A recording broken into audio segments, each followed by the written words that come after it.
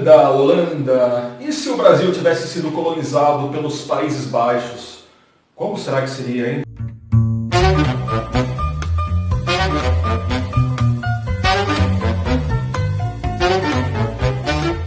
Salve, salve pessoa! Seja bem-vinda, seja bem-vindo! Esse é o canal Fundamental da História, eu sou o professor Enéas.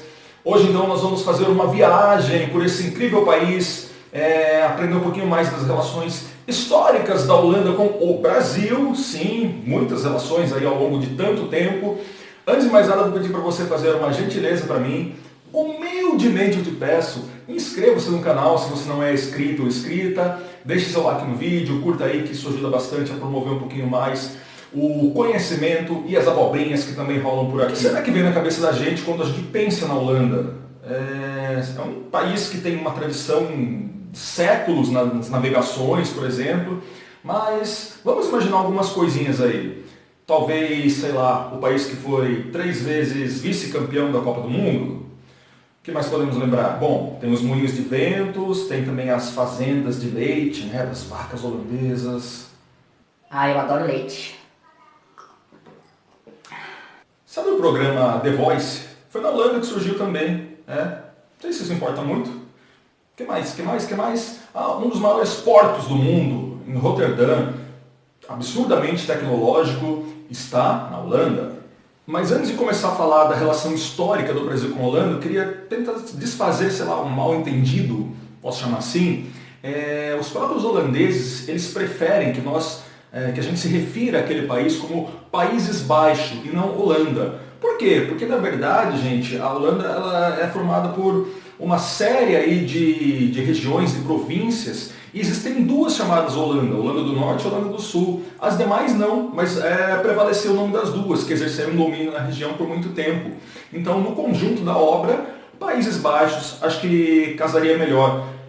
Posso garantir para você que eu vou acabar escorregando e falando Holanda várias vezes ainda nesse vídeo. Mas, enfim, bora para a parte histórica. A nossa viagem começa lá pelo século XVI, quando o Brasil, ainda uma colônia de Portugal, tinha relações boas com a Holanda. Portugal tinha boas relações com a Holanda, relações comerciais inclusive. O Brasil um grande produtor de açúcar nos engenhos do Nordeste.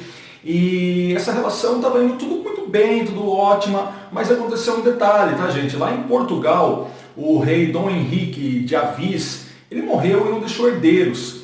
Isso foi um problema. Por quê? Porque quem acabou assumindo o trono de Portugal foi um rei Filipe II, lá da Espanha.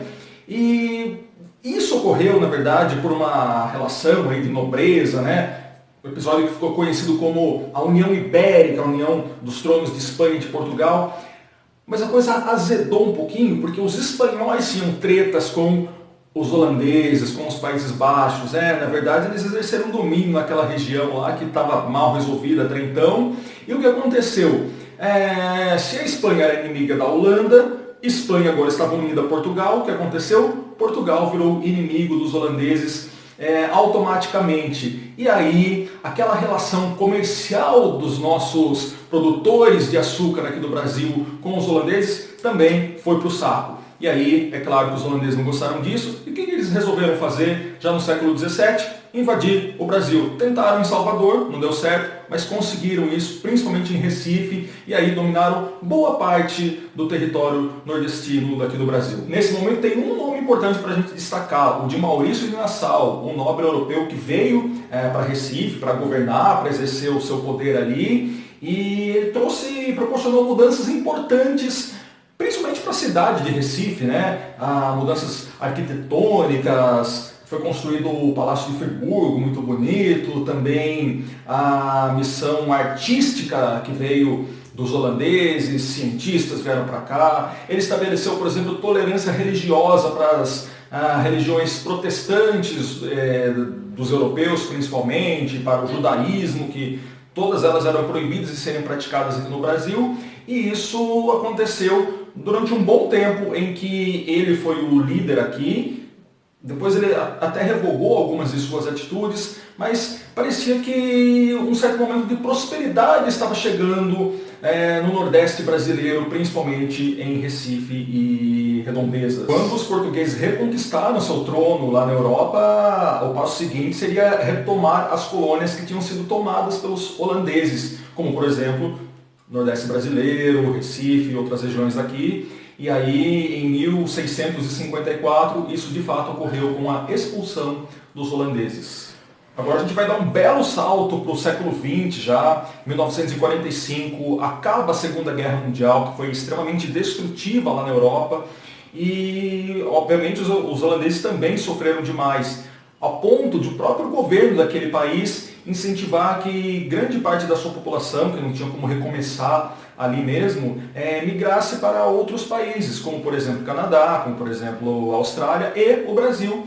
E isso aconteceu em 1948, quando vários familiares de holandeses deixaram seus países, viagens extremamente complicadas. Imagina só, eles vieram para o Brasil em navio de carga, chegavam no Nordeste, depois desciam para o Porto de Santos, depois pegavam o trem até Campinas, e ali do ladinho de Campinas eles fundaram uma cooperativa ali, agrícola, em julho ou junho de 1948, eu vou colocar certinho para vocês, e era o que seria os primórdios de uma cidadezinha muito charmosa do interior de São Paulo chamada Olambra, que não vingou, tá? A questão aí da ideia inicial deles, que era criar o gado, tradição gado leiteiro principalmente, mas sendo a plantação de flores. Olambra se torna o principal produtor de flores aqui do Brasil, acho que da América Latina também.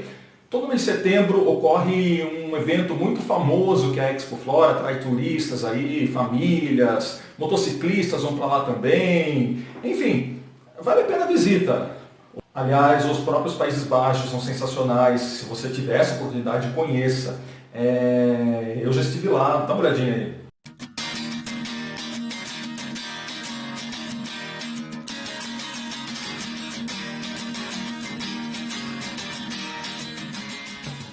Muito bem, meu querido, minha querida, eu espero que você tenha gostado desse vídeo. Se você gostou, mais uma vez te peço para deixar o like, se inscrever no canal e a gente se vê no próximo. Valeu, tchau, tchau!